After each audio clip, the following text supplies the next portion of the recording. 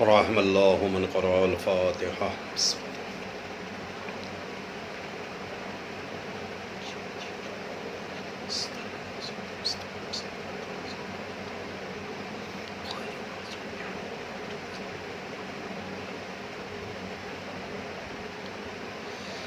لا حول ولا قوة إلا بالله العلي العظيم. أعوذ بالله من الشيطان اللعين الرجيم. بسم الله الرحمن الرحيم. الحمد لله الذي خلقنا في أمته الذي فاز رتبته إلى قاب قوسين وأكرمنا بولاية وصيه الذي ردت له الشمس مرتين وشرفنا بحب الزهراء أم السبتين التي فضلت على نساء العالمين وجعلنا من الباكين على مصاب الحسن والحسين وتسعة من ذرية الحسين الذين من بكى على مصابهم رجها حسناته أعمال الثقلين وهم أئمة المشرقين وهداة المغربين صلوات الله عليهم ما دامت روح النيرين. الصلاة والسلام على النبي الأمي مكي المدني القرشي الهاشمي الأبتهي النبي المسدد بشيرنا المؤيد نذيرنا الممجد المصطفى الأمجد المحمود الأحمدي أبي القاسم محمد وعلى أهل بيته الطيبين الطاهرين المعصومين المظلومين ولعنة الله على أعدائهم أجمعين من يومنا هذا إلى يوم الدين. أما بعد فقد قال الله في كتابه المجيد. بسم الله الرحمن الرحيم. ألم ترى أن الله يسجد له من في السماوات ومن في الأرض. عزیزان محترم وعزاداران مظلوم کربلا سید الشہداء حضرت ابا عبداللہ امام حسین علیہ السلام، پروردگار عالم مالک کونین مادر امام حسین جناب فاطمہ زہرا سلام اللہ علیہا کے صدقے اور طفیل میں ہماری اس بہترین کوشش کو اپنی بارگاہ میں درجہ قبولیت عطا کرے، اور جتنے بھی چاہنے والے عزادار سننے والے ہیں پروردگار سب کو صحت و سلامتی عطا کرے، توفیقات و درجات میں بلندی عنایت کرے. پروردگار بحق محمد و آل محمد خاص طور سے بانی اعضاء ہمارے آصف جاں بھائی، الہی انہیں صحت و سلامتی عطا کر، ان کی توفیقات و درجات میں بلندی عنایت کر. پروردگار بحق محمد و آل محمد کار و رزق میں وسعت عطا کر، دلی مراد کو پورا فرما. عزاداری کے صدقے میں انہیں، ان کے گھر والوں کو تمام تر آفات ارضی و سماوی سے محفوظ رکھ. اے میرے معبود بحق محمد و آل محمد آنے والے ادوار میں اس سے بہتر انداز میں عزائے حسین برگزار کر کے بیوی کی بارگاہ میں ہدیے کی توفیق عطا کر. عزیزان محترم، ایک سلسلہ عزا ہے جو آپ کی خدمت میں عرض کیا گیا. آج کی مجلس جس کا عنوان 20ویں کی مجلس ہے، میں آپ کی خدمت میں بہت مختصر معروضات لے کر آپ کے خدمت حاضر ہوا ہوں. کوشش کریں گے کہ ان کے اوپر توجہ کریں، ان کے اوپر غور کریں. امام حسین علیہ السلام کے اہداف اور مقاصد بیان کرنے کی کوشش کی کہ کس طریقے کی عزاداری ہے جو ائمہ معصومین علیہم السلام کی رضایت کا سبب بنتی ہے. چونکہ کربلا صرف ہماری نہیں ہے، کربلا تنہا شیعوں کی نہیں ہے، بلکہ کربلا تو سب کے لیے ہے. کربلا انسانوں کے لیے ہے، کربلا کائنات انسانیت کے لیے ہے. کربلا کسی مذہب سے مختص نہیں ہے، کربلا کسی گروہ سے مختص نہیں ہے، کربلا کسی فرقے کی نہیں ہے، بلکہ جہاں جہاں انسانیت ہے وہاں وہاں کربلا موجود ہے. اگر کوئی یہ سمجھتا ہے کہ کربلا صرف ہم لوگوں کے لیے ہے، کربلا صرف ہماری ہے، تو ایک شاعر نے بڑے اچھے انداز میں کہہ دیا اور اس نے یہ کہا کہ یہ کس نے کہہ دیا کہ ہماری ہے کربلا، یہ کس نے کہہ دیا کہ ہماری ہے کربلا، حق بات تم کہو تو تمہاری ہے کربلا۔ جس نے نبی کے دل پہ اتاری ہیں آیتیں، اس نے ہمارے دل میں اتاری ہے کربلا۔ لہذا کربلا ہماری اپنی بنائی ہوئی نہیں ہے، کربلا ایک الہی منشا ہے، الہی مصلحت ہے، جسے فاطمہ کے لال امام حسین علیہ السلام نے مکمل طریقے سے پوری کائنات کے لیے ایک ایسا سبق، ایک ایسا طرز، ایک ایسا اصول بنا کے دیا ہے کہ کائنات میں لوگ رہیں یا نہ رہیں مگر کربلا رہے گی۔ عزیزو، چونکہ ابھی جو تاریخیں گزری ہیں جن کے آپ خود شاہد ہیں کہ کربلا کی ایک اور شخصیت جو زندان کی زندگی گزارتے گزارتے 25 محرم کو اس دنیا سے گزری، یعنی ہمارے اور آپ کے چوتھے امام زین العابدین علیہ السلام۔ لہذا ان کی سیرت بھی ہمارے لیے ضروری ہے کہ ہم ان کی سیرت کو دیکھیں، خود امام حسین کس طریقے کی عزاداری چاہتے ہیں اور کون سی عزاداری ہے جو امام زین العابدین علیہ السلام نے قائم فرمائی۔ آئیے، میں چونکہ امام زین العابدین کا نام سے ہی واضح ہے کہ جو زین یعنی زینت، عابدین یعنی عبادت کرنے والے، جو زینت ہے عبادت کرنے والوں کی، سید الساجدین جو سید یعنی سردار، ساجدین یعنی سجدہ کرنے والے، جو سجدہ کرنے والوں کا سردار ہے، سجدہ کرنے والوں کا سید ہے، اسے ہم امام زین العابدین علیہ السلام کہتے ہیں۔ سید الساجدین امام سجاد۔ امام سجاد کے لیے یہ لفظ نہیں کہا گیا کہ آپ ساجد ہیں، بلکہ امام کے لیے کہا گیا کہ آپ سجاد ہیں۔ یہیں سے فرق واضح ہوتا ہے کہ کائنات کے سجدے میں اور امام زین العابدین علیہ السلام کے سجدے میں بڑا فرق ہے، اس لیے کہ کائنات جب سجدہ کرتی ہے تو ساجد کہلاتی ہے، اور امام جب سجدہ کرتے ہیں تو سجاد کہے جاتے ہیں۔ یا میں جملے کو بدل کے اس طریقے سے عرض کر دوں کہ جو پستی میں رہ کے سجدہ کرے وہ ساجد ہے، اور جو علی ہونے کے بعد سجدہ کرے وہ امام زین العابدین علیہ السلام یعنی جناب سید سجاد ہے۔ عزیزو، آج اسی سلسلے میں مجھے چند منٹ آپ کے سامنے گفتگو کرنا ہے۔ پروردگار عالم نے قرآن مجید کے اندر بھی ارشاد فرمایا کہ الم تری ان اللہ یسجد لہ، کیا تم نے نہیں دیکھا ہے کہ سجدہ کرتی ہے پروردگار عالم کو من فی السماوات، جو بھی آسمانوں میں آباد ہیں، ومن فی الارض، اور جو بھی زمین کے اوپر آباد ہیں۔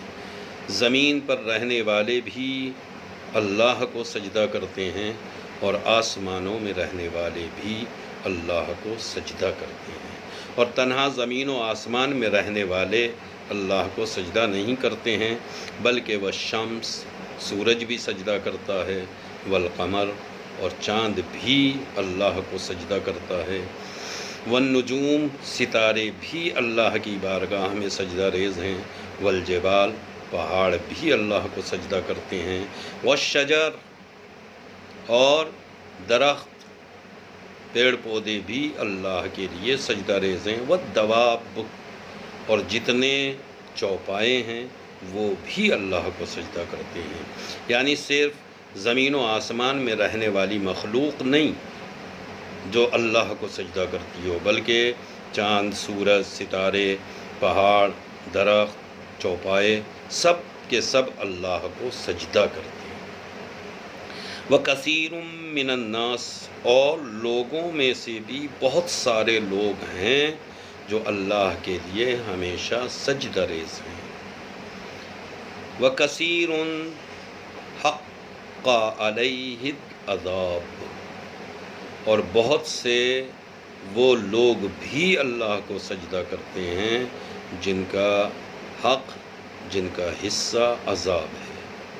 یعنی جو ثواب میں رہنے والے ہیں وہ بھی اللہ کو سجدہ کرتے ہیں، اور جو عذاب میں رہنے والے ہیں وہ بھی سجدہ کرتے ہیں۔ یا جملے کو بدل دیا جائے، جو اچھے لوگ ہیں وہ بھی اللہ کو سجدہ کرتے ہیں، اور جو اچھے نہیں ہیں وہ بھی اللہ کو سجدہ کرتے ہیں۔ وَمَن يَهِنِ اللَّهُ فَمَا لَهُ مِن مُّكْرِمٍ وَمَن يُهِنْ، اور جو بھی اللہ کو ہلکا سمجھے، اللہ کی اہانت کرے، وہ کسی بھی حال میں صاحب احترام نہیں ہو سکتا ہے۔ اس کے لیے اکرام، احترام، بزرگی، کرامت، رفعت، بلندی ہے ہی نہیں ہے جو یوہن اللہ، جو اللہ کے لیے اہانت یا اس کے ہلکے ہونے کا سبب بنتا ہو۔ ان اللہ یفعل ما یشاء، مگر اللہ جو چاہتا ہے وہ انجام دیتا ہے۔ سورہ حج کی آیت تھی جس کے کیا کہتے ہیں ترجمے کو میں نے ابھی آپ کے سامنے پیش کیا۔ اس آیت کے اندر پروردگار عالم نے کلی طور کے اوپر کہا کہ کائنات میں کچھ چیزوں کے نام لیے ہیں، اور کچھ چیزوں کے نام نہ لینے کے باوجود اظہار کیا ہے کہ کائنات کی ایک ایک شے اللہ کو سجدہ کر رہی ہے۔ اب آپ کہہ سکتے ہیں کہ جو لوگ اللہ کو مانتے ہیں وہ سجدہ کریں گے، جو اللہ کو نہیں مانتے ہیں انہیں سجدہ کرنے کی ضرورت نہیں ہے، وہ سجدہ نہیں کرتے، نہیں۔ یا آپ جملے کو بدل کے کہیں کہ جو سجدہ کرنے پہ رضایت رکھتے ہیں وہ سجدہ کر رہے ہیں، مگر جو سجدہ کرنے پہ راضی نہیں ہیں وہ سجدہ نہیں کریں گے، نہیں۔ پھر ایک اور آیت کا سہارا لے کے میں آپ کی خدمت میں عرض کر دوں۔ پروردگار عالم نے سورہ رعد کے اندر بھی ارشاد فرمایا کہ وَلِلَّهِ يَسْجُدُ مَن فِي السَّمَاوَاتِ وَالْأَرْضِ، اللہ کے لیے سجدہ کرتی ہے ہر وہ چیز جو زمین و آسمان کے اندر موجود ہے۔ جتنی بھی زمین و آسمان کے اندر مخلوقات ہیں وہ سب کے سب اللہ کو سجدہ کرتی ہیں، طوعاً، یا تو اپنی مرضی سے، رضایتاً، اپنی چاہت کے اعتبار سے سجدہ کرتی ہیں، وَکَرْہًا، یا پھر مجبوراً سجدہ کرتی ہیں، مگر سجدہ کرتی ہیں۔ وَظِلَالُهُمْ، اور تنہا وہ سجدہ نہیں کرتے بلکہ ان کے تو سائے بھی سجدہ کرتے ہیں، بِالْغُدُوِّ وَالْآصَالِ، ہر صبح ہر شام ان کے سائے بھی سجدہ کرتے ہیں۔ حالانکہ یہ بات شاید آپ کے ذہنوں میں واضح نہ ہو کہ سایہ بھی سجدہ کر سکتا ہے، یا سایہ کس طریقے سے سجدہ کرتا ہے جبکہ اس کے اندر تو جان موجود نہیں ہے۔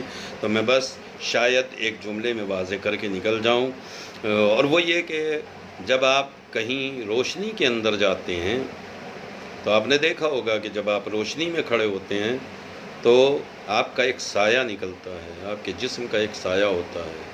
اگر آپ کے سامنے روشنی ہے تو سایہ پیچھے کی طرف ہوگا، اگر آپ کے پیچھے روشنی ہے تو سایہ آگے کی طرف بڑھتا ہے، اگر داہنی طرف ہے تو بائیں طرف سایہ جاتا ہے، بائیں طرف روشنی ہو تو داہنی طرف سایہ جاتا ہے۔ سایہ کہاں ہوتا ہے؟ زمین کے اوپر۔ پروردگار کیا کہہ رہا ہے؟ وَظِلَالُهُمْ، ان کے تو سائے بھی سجدہ کرتے ہیں۔ یعنی اس کا مطلب یہ ہے پروردگار کہیں نہ کہیں ہمیں سمجھانا چاہتا ہے جب تمہارے سائے میں اتنی ہمت نہیں ہے کہ ہمارا سجدہ نہ کرے تو پھر تمہیں اپنے بارے میں سوچ لینا چاہیے کہ تم ہمیں بغیر سجدہ کیے ہوئے اس دنیا میں قائم نہیں رہ سکتے۔ یا دوسرے جملے میں کہوں کہ جہاں سایہ ہوتا ہے اس جگہ میں اندھیرا ہوتا ہے، روشنی نہیں آتی ہے۔ روشنی اگر آپ کے داہنی طرف ہے تو سایہ بائیں طرف جاتا ہے، اور جہاں جہاں سایہ ہوتا ہے وہاں وہاں روشنی نہیں ہوتی ہے۔ جملہ بدل دیتا ہوں، روشنی تو ہے ہی پروردگار کی سجدہ ریز، کوئی تاریکی بھی ایسی نہیں ہے کہ جو پروردگار کو سجدہ نہ کرے۔ لہٰذا اب آپ غور کریں کہ اللہ نے ان آیتوں کے اندر بالکل صاف الفاظ میں کہہ دیا کہ تم چاہو تب بھی ہمیں سجدہ کرنا پڑے گا، تم نہ چاہو تب بھی ہمیں سجدہ کرنا پڑے گا۔ تو اس کا مطلب یہ ہے کہ انسان کو کسی بھی حال میں سجدہ پروردگار سے غافل نہیں ہونا چاہیے۔ خود امام حسین علیہ السلام، خود امام زین العابدین علیہ السلام، امام حسین نے کربلا کے میدان میں سجدہ کیا، اور امام زین العابدین تو کہلائے گئے سید سجاد۔ اب کیا عظمت ہے جناب سید سجاد کے سجدوں کی، میں بس آپ کے ذہنوں میں بات کو واضح کرنے کے لیے ایک روایت کا سہارا لے کے بات کروں گا کہ امام سجاد کو ذو الصفنات کہا جاتا ہے۔ جہاں امام سجاد کے بہت سارے القاب ہیں کہ آپ زین العابدین ہیں، آپ سید الساجدین ہیں، وہیں پر ایک بہترین لقب ہے آپ کا ذو الصفنات، سے فے نون الف تے، صفنات۔ کیا مطلب ہے اس کا؟ صفنات کا مطلب کیا ہے؟ صفنات کا مطلب ہوتا ہے کہ جسم کے کسی حصے کی اگر کھال سوکھ جائے تو اسے صفنا کہا جاتا ہے۔ امام زین العابدین علیہ السلام کے بارے میں روایتوں میں مشہور ہے کہ آپ کے جسم کے کئی حصوں کی کھال سوکھ گئی تھی، اور جب کھال سوکھ جاتی ہے تو وہ کڑی ہو جاتی ہے۔ تو امام سجاد کے کئی حصوں کی کھال کس طریقے سے سوکھ گئی؟ تو تاریخ نے لکھا ہے کہ امام سجاد چونکہ سجدہ پروردگار کو انجام دیتے تھے اور اس طریقے سے سجدے کیا کرتے تھے کہ آپ کے اعضائے بدن کے اوپر گھٹے پڑ گئے تھے۔ کچھ حصوں کی 5 حصے اعضاء کے بارے میں تاریخ نے بیان کیا ہے کہ 5 اعضائے بدن کی کھال جو ہے وہ سوکھ گئی تھی، دونوں گھٹنوں کی کھال، دونوں ہتھیلیاں اور پیشانی۔ بلکہ یہاں تک روایت ہے کہ اس طریقے سے وہ گھٹے پڑ جاتے تھے کہ جن کو تراشنا پڑتا تھا۔ پیشانی کے اوپر کی کھال سوکھ گئی تھی۔ اب آپ سوچئے کہ اگر ہمارا چوتھا امام اس طریقے سے سجدہ ریز ہے تو میرے خیال میں اگر کوئی سجدہ پروردگار سے انکار کرتا ہو یا سجدہ پروردگار سے انحراف کرتا ہو تو شاید سید سجاد اسے دوست نہیں رکھتے ہیں، بلکہ ہمارے اور آپ کے 5ویں امام محمد باقر علیہ السلام کے بچپن کا زمانہ ہے۔ آپ کا فرمان ہے کہ میرے بچپن کا دور تھا اور میں ایک دن اپنے بابا کے حجرے میں گیا، اور جب میں اپنے بابا کے حجرے کے اندر داخل ہوا تو میں نے عجیب منظر دیکھا۔ منظر کیا تھا؟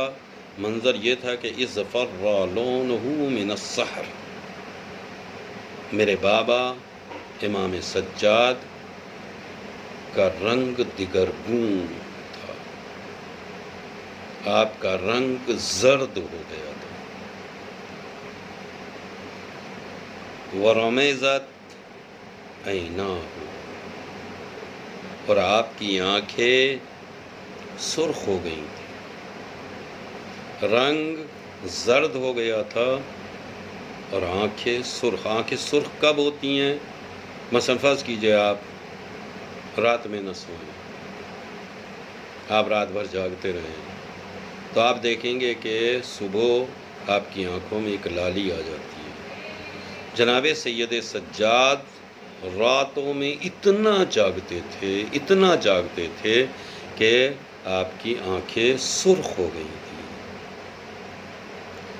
وارتعدت فرائسو، اور آپ کے بدن کے اندر کپکپی تھی. ودبرت جبہتو، اور آپ کی پیشانی زخمی تھی. پیشانی زخمی ہو گئی تھی. اب آپ خود توجہ کریں کہ جس کا رنگ تبدیل ہو گیا، دگرگوں ہو گیا ہو، جس کی آنکھیں سرخ ہو گئی ہوں، جس کے بدن میں کپکپی آ گئی ہو، جس کی پیشانی زخمی ہو گئی ہو. بکیت لحالہ، میں نے اپنے بابا کا یہ حال دیکھا تو میں رونے لگا. امام باقر بچپنا ہے، مگر بابا کے اس حال کو دیکھ کے امام باقر کی آنکھوں میں آنسو آ گئے. امام رونے لگے. فلتفت الی بعد ہنیۃ، کچھ دیر کے بعد میرے بابا میری طرف متوجہ ہوئے.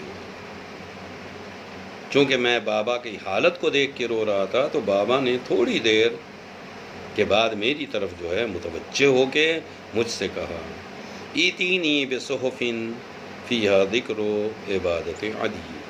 بیٹا ایک کام کرو، ذرا وہ صحیفہ اٹھا کے لاؤ جس میں میرے دادا علی کی عبادت کا تذکرہ ہے.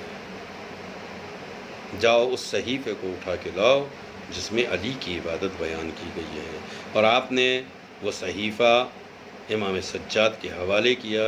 امام سجاد نے اس صحیفے کو لیا اور ایک مرتبہ اس کے چند ورق پلٹے، اور چند ورق پلٹنے کے بعد ایک مرتبہ سید سجاد گویا ہوئے، من یقوی علی عبادت علی، کس کی ہمت ہے جو میرے جد علی جیسی عبادت انجام دے سکے. عزیزو، روایت آپ کے ذہنوں میں آ گئی.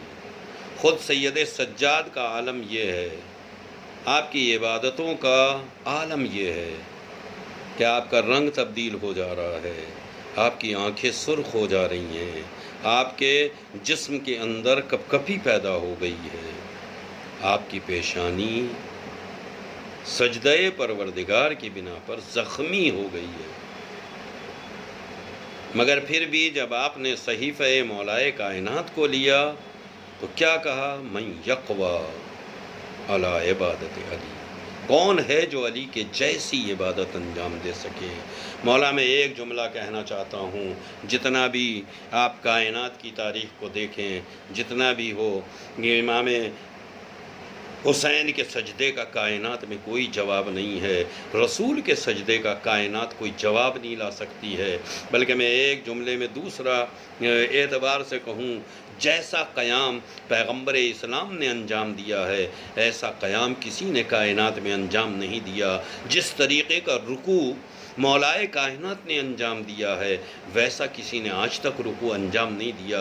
جس طریقے کا سجدہ امام حسین نے انجام دیا ہے کائنات میں ایسا سجدہ کسی نے انجام نہیں دیا ہے. نہ نبی کے قیام کا جواب ہے، نہ علی کے رکوع کا جواب ہے، نہ حسین کے سجدے کا جواب ہے. مگر پھر بھی اس کائنات کے اندر اگر زین العابدین کسی کو کہا گیا، اگر سید الساجدین کسی کو کہا گیا تو ہمارے اور آپ کے چوتھے امام زین العابدین علیہ السلام. لہذا میرے عزیزوں، میرے دوستو، بس توجہ کریں 2 منٹ کے لیے. آپ جب بھی عزاداری امام حسین میں شامل ہوتے ہیں تو روایتیں متواتر آپ نے سنی ہیں کہ کوئی آئے نہ آئے میرا چوتھا امام ان مجلسوں میں ضرور آتا ہے.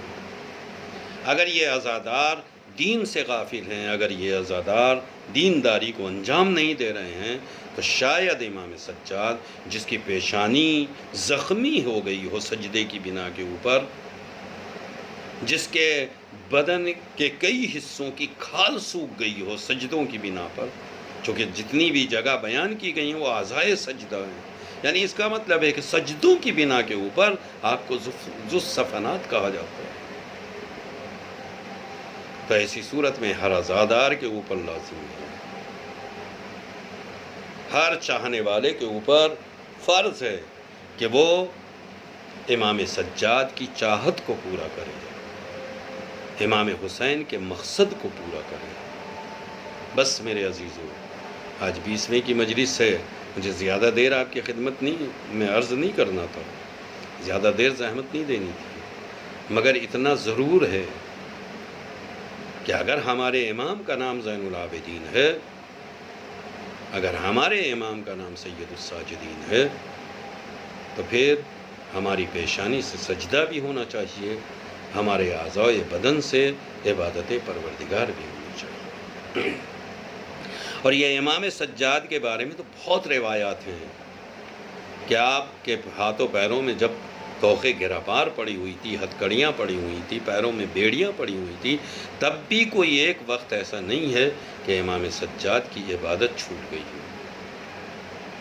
بلکہ امام سجاد کے بارے میں کیا عرض کروں، جب امام حسین رخصت آخر کے لیے آئے ہیں تو ایک مرتبہ جناب زینب کے قریب آ کے آپ نے ایک جملہ کہا تھا، یا اختاہو لا تنسینی فی صلاۃ اللیل، اے میری بہن مجھے نماز شب میں فراموش نہ کرنا۔ مولا یہ کربلا کا میدان ہے، مولا یہاں ہر طرف لاشیں پڑے ہوئے ہیں، مولا میدان کربلا لاشوں سے پٹا ہوا ہے، سارے گھر کے لوگ شہید کر دیے گئے ہیں، اب آپ بھی رخصت آخر لے کر میدان کربلا کی طرف جا رہے ہیں، مولا یہ کیا وصیت ہے کہ یا اختاہ لا تنسینی فی صلاۃ اللیل؟ یہ وصیت نہیں ہے، امام پوری کائنات اور آنے والی قیامت تک کے لوگوں کو متوجہ کرنا چاہتے ہیں۔ ہماری بات چھوڑ دو، میری بہن زینب وہ ہے کہ جو نماز شب کو بھی قضا نہیں کر رہی، جو اس حالت میں بھی نماز شب سے غافل نہیں۔ لیکن ہاں میرے عزیزو، بس میں 2-3 جملے ادا کرنا چاہتا ہوں، اس سے زیادہ زحمت نہیں دوں گا۔ امام حسین کربلا کے میدان میں جب رخصت آخر لے کر گئے ہیں، عزیزو فاتحانہ جہاد ہے، یہ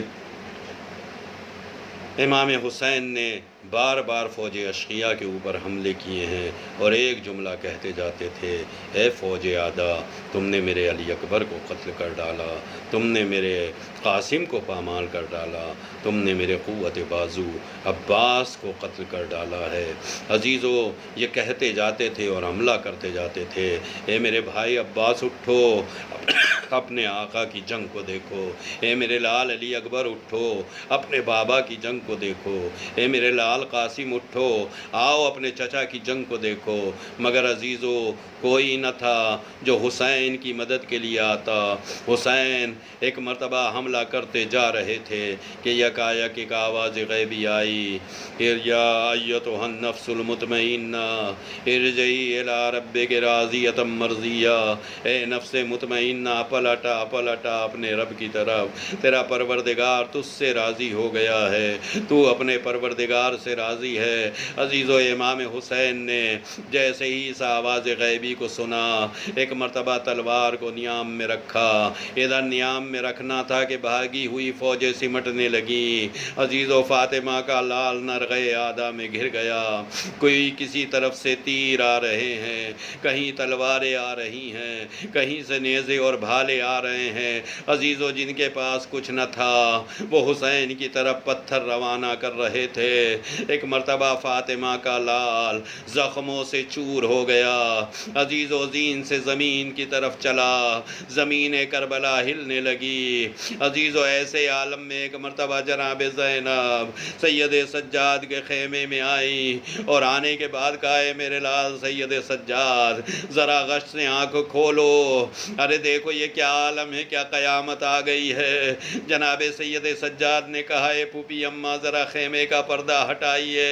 اب جو پردہ ہٹا تو سید سجاد نے انگشت شہادت آگے بڑھائی، السلام علیک یا ابا عبداللہ، السلام علیک یا ابن رسول اللہ۔ اے پھوپھی اماں میں یتیم ہو گیا ہوں، اے پھوپھی اماں میرا بابا قتل کر دیا گیا ہے۔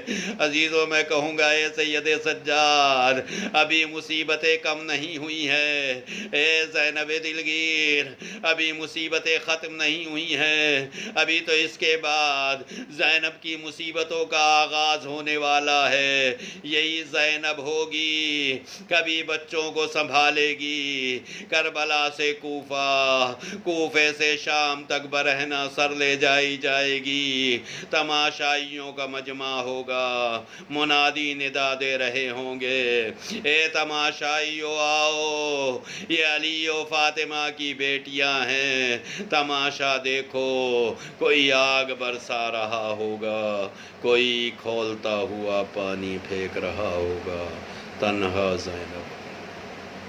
سيعلم الذين ظلموا أي منقلب ينقلبون ولعنة الله على أعدائهم أجمعين إنا لله وإنا إليه راجعون۔ الہی بحق الزہرا وابیہا وبعلہا وبنیہا، پروردگار ہماری اس مختصر سی عزا کو قبول فرما لے، الہی حاضرین کی مرادوں کو پورا کر دے، پروردگار بے روزگاروں کو روزگار عطا کر، با روزگار کے روزگار میں ترقی عنایت کر، اے میرے معبود جو مقروض ہیں ان کے قرضوں کو ادا کر، جو بیمار ہیں انہیں شفاء کاملہ عاجلہ عطا کر، الہی جن لوگوں نے التماس سے دعا کی ان کی دلی و جائز مرادوں کو پورا فرما، پروردگار خاص طور سے بانی اعضاء ہمارے آصف جاں بھائی، الہی انہیں صحت و سلامتی عطا کر، الہی کاروبار میں ترقی عنایت کر، پروردگار رزق میں وسعت عطا کر، انہیں ان کے گھر والوں کو تمام تر آفات ارضی و سماوی سے محفوظ رکھ، الہی دلی مراد کو پورا فرما، پروردگار اس سے بہتر ہدیے کی توفیق عطا کر، الہی ظالمین، منافقین، دشمنان اہل بیت، دشمنان اعضاء کو ذلیل و خوار فرما، شیطانی وسوسوں سے محفوظ رکھ، آخری امام کے ظہور میں تعجیل فرما، ہمیں ان کے ناصرین میں شمار فرما، ماتم حسین۔